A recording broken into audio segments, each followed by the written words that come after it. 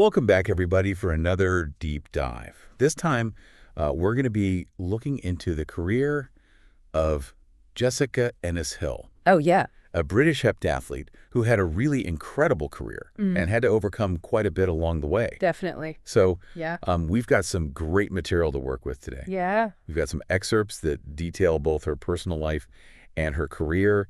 And then we also have a proposed podcast episode structure that focuses on the mental health aspects. Oh, cool. So That's a really good combo because we can look at what she achieved and the mindset behind it. I was just thinking the exact same thing. Yeah. So for you listeners out there, this is going to be more than just a sports story. We're going to try to uncover those secrets to her success and figure out how we can apply those lessons to our own lives. Absolutely. Whether that's work or family, or even if you're training for a marathon. Yeah, it's a really great example because, the heptathlon is 7 different events. Right. So she had to be incredibly mentally agile just to even compete, Yeah. let alone at that level. And then with all the obstacles yeah. that she faced, Yeah. it makes it that much more compelling. It does. So let's start at the very beginning. Okay. Jessica Ennis Hill was born in Sheffield, England in 1986. And it's interesting that she was introduced to athletics very early on as a kid and was already competing and winning as a teenager. Oh, wow. So I think Let's go. that must have had a huge influence on shaping her future career. It's not just talent. It's about building that mindset, Yeah. Welcoming challenges and seeing setbacks as a way to learn. Exactly. And we see that throughout her career. Absolutely. And it's not just athletics that she was focused on. She also went on to study psychology at the University of Sheffield Really? while she was training and competing at a high level.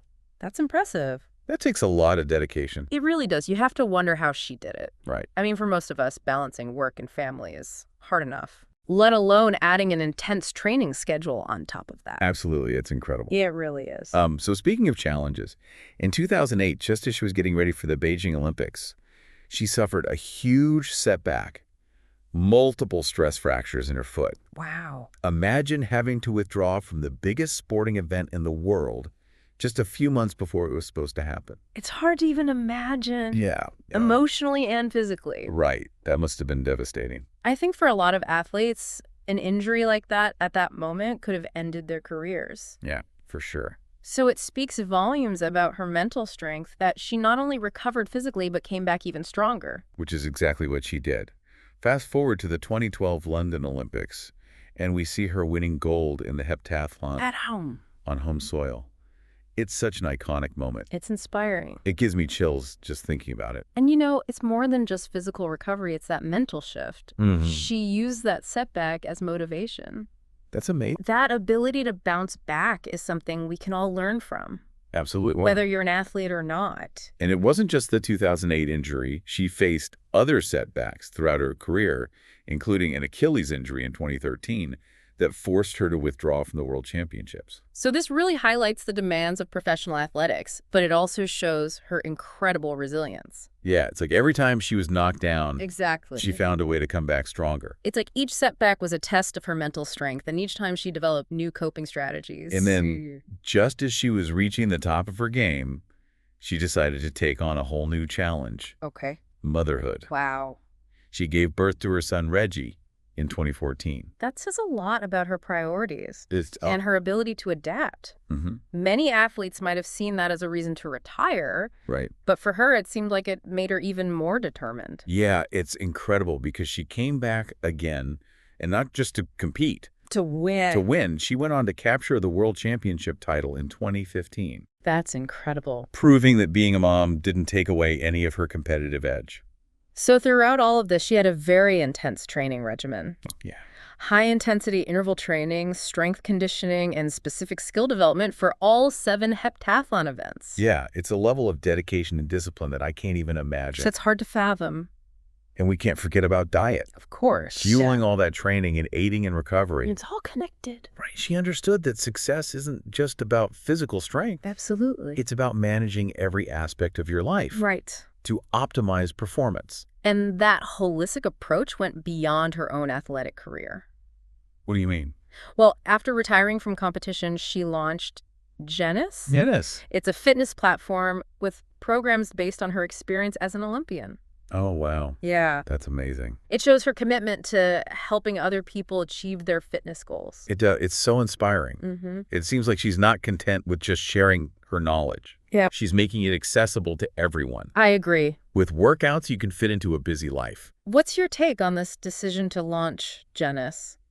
Well, to me, it shows that her passion for fitness and well-being goes beyond her own accomplishments. Mm-hmm. She wants to share that passion with others and help them experience how transformative exercise can be. That's a great point, and this actually leads perfectly into the next part of our deep dive. Okay. Looking at those mental health themes woven through her story. Yeah, we've talked about her resilience, but there's so much more to unpack. Definitely. We've seen how Jessica Ennis Hill just consistently overcame all these obstacles in her career. Yeah.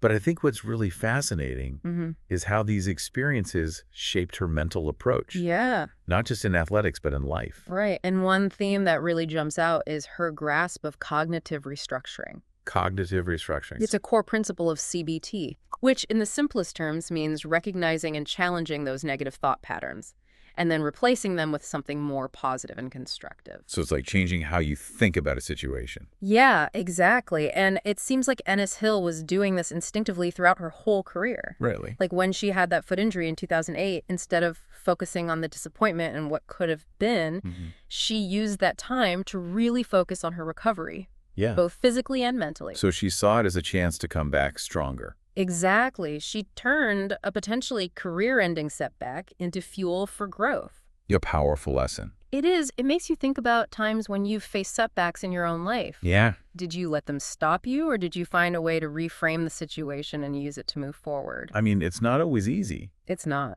But to see how she applied it in such a high-pressure environment is inspiring. Yeah. And it wasn't just the injuries. Think about the pressure of competing at that level, especially at the London Olympics on her home turf. Yeah. Right. The expectations must have been immense. They were huge. So how does she handle all that pressure? Well, from what I've read, she was very strategic about her goals. Yeah. She broke them down into smaller, more achievable steps. So instead of getting overwhelmed by the whole Olympics, Exactly. she just focused on each event one at a time? That's classic CBT for managing anxiety. Oh, wow. You know, if you focus on what you can control right now, Yeah. you don't get bogged down by the big picture. It's like that saying, how do you eat an elephant? Haha, one bite at a time. Exactly. And that approach probably helped her stay focused and perform at her best, even under so much pressure. It did, and it's something we can all use. Yeah. Doesn't matter if you're giving a presentation or training for a marathon. Right. It's applicable to so many situations. Exactly, and then there's that adaptability. Oh, yeah. We already talked about her comebacks from injuries, but then becoming a mom and returning to elite competition takes it to another level. It does. It shows how well she can prioritize and adjust to change without losing sight of her goals. It makes you think about the kind of support system she must have had. Yeah, having that strong support network, coaches, family, teammates, it's crucial for any athlete. Especially when they're going through big life changes. Yeah, it really highlights how important it is to have those people around you.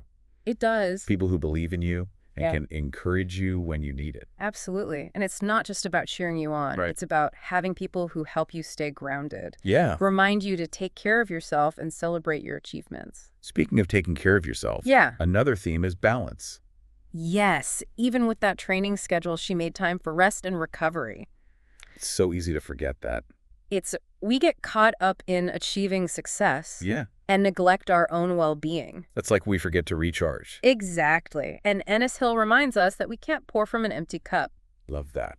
We need time to recharge, whether that's sleep meditation or spending time with loved ones. It's not just about preventing burnout. Right? Taking breaks can actually make you perform better. Exactly. You come back refreshed And with new ideas. So just to recap, we've identified a few key strategies that really helped her succeed. Okay. Cognitive restructuring, managing pressure by breaking down goals, adaptability, and the importance of support and balance. And these lessons apply to everyone. Oh, yeah. It's not about becoming an Olympian. No. It's about that mindset. Embracing challenges, prioritizing well-being, and focusing on progress, not perfection. No, I'm curious to see how this proposed podcast episode handles all of this. Yeah. Will they dive deeper into these strategies and give specific examples of how we can use them? Let's find out. Okay. All right, so let's dive into this proposed podcast structure. Okay. It looks like they've got it split into 4 main segments. Okay. Jessica's story, mental health themes and lessons, CBT applications, and coping strategies. I like that breakdown, especially for a podcast. Yeah. To start with her story, and then it expands into the bigger themes and takeaways. It's really natural progression. It is. From what happened to why it matters and then how we can use it. Exactly. So the first part is all about Jessica's story. Yeah, her childhood in Sheffield, her love for athletics, her choice to study psychology. And her journey to becoming a top athlete. Right. It shows how her early experiences and those decisions shaped her path. It wasn't just talent. It was hard work and passion. Absolutely. And then they get into those big moments. Yeah, the 2008 injury, the comeback in London, Yeah. those setbacks. And of course, her return after becoming a mother. It's an amazing story It is. that really highlights her resilience, Mm-hmm. her adaptability, and that incredible determination. And then the second segment gets into those mental health themes. Yeah, the ones we've been talking about. Resilience, cognitive restructuring, managing pressure, adaptability. The importance of a strong support system and finding balance. It's like they're pulling out the key psychological principles behind her success. And what's really cool is how they connect it to CBT. Right. It shows these aren't just ideas. Mm. They're tools we can actually use. So they give specific examples of how she used those principles, even if she didn't realize it at the time. Right, like reframing that 2008 injury as a chance to grow. Classic cognitive restructuring. Exactly. And her way of dealing with pressure by breaking down those big goals. Straight out of the CBT handbook. And then the third segment takes those CBT principles and gives us steps we can use. Yeah, like setting realistic goals, breaking them down. Celebrating our progress. They also talk about resilience training. Yeah. Seeing those setbacks as chances to learn. Yeah. And developing strategies to bounce back. And they mention things like deep breathing, visualization, mindfulness for performance anxiety. It's like they're giving us this toolkit for building mental strength. I love that. And the fourth segment is about those coping strategies. Right, the support network, self-care and balance. Reminding us we can't do it all alone. It's so important to have people to lean on, To take time for ourselves. to set those boundaries, It's all essential. whether you're an Olympian or just trying to get through the week. Exactly. And they end with a call to action Yeah, encouraging us to think about Jessica's journey. and how we can apply those lessons. It's a great way to wrap it up. It is. It leaves you feeling empowered and inspired. So as we finish our deep dive into Jessica Ennis Hill's world, Mm-hmm. what's the main thing you want listeners to take away? I think the biggest takeaway is that resilience, adaptability, and mental strength aren't something you're born with. Yeah. They're skills you can build. Through practice and effort. Exactly. And her story shows us that we can all overcome challenges, achieve our goals, and live fulfilling lives even when things get tough. Absolutely. And here's something to think about. Okay. Jessica was great at a sport that needed her to master lots of different things. Yeah. How can you apply that to your own goals? Mm. Could learning new skills or finding new ways to solve problems lead to breakthroughs you haven't even thought of? That's a great question. Keep exploring those questions and remember every challenge, every setback, It's a chance to learn. to grow and become even stronger. Couldn't have said it better myself. Thanks for joining us on this deep dive. It was my pleasure. Until next time, keep striving, keep believing, and keep shining.